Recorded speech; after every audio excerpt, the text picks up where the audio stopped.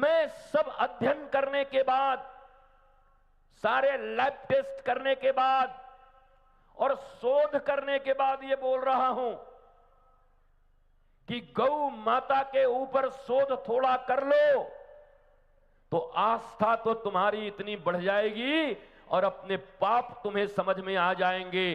कुछ समय तक तो मजबूरी थी, हमें जबरदस्ती गुलाम बनाकर गौ माता को मारा गया, पर आज ऐसी कोई जबरदस्ती नहीं है।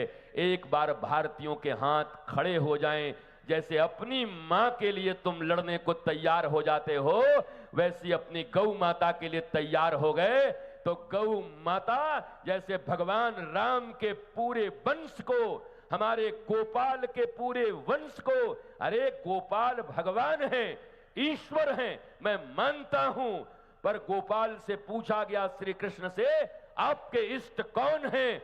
तो ईश्वर कहता है मेरी इष्ट गौ माता है, मैं गौ माता को अपना इष्ट मानता। गोपाल और भगवान श्री राम महाराज दिलीप के इस भूमि पर गौ माता के प्रति इतनी उपेक्षा, गौ माता के प्रति इतनी उदासीनता।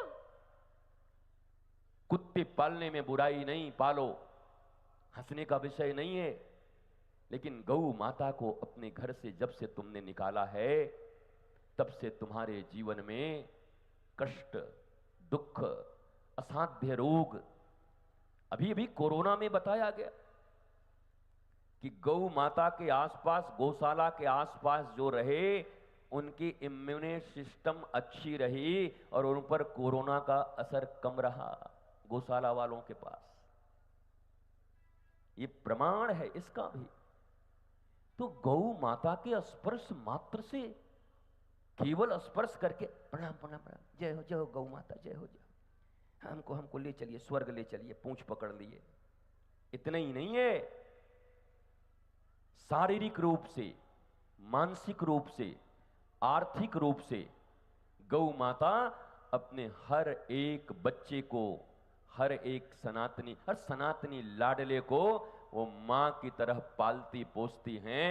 और याद रखो, अपनी मां जैसे अपने खून बेच करके भी अपने बच्चे को कभी रोने नहीं देती, तकलीफ नहीं होने देती, उसके जीवन के लिए बार बार प्रयत्न करती रहती है कि इसको मैंने पाल दिया, पोस दिया, पर इसको इस्टेब्लिश कैसे करूं।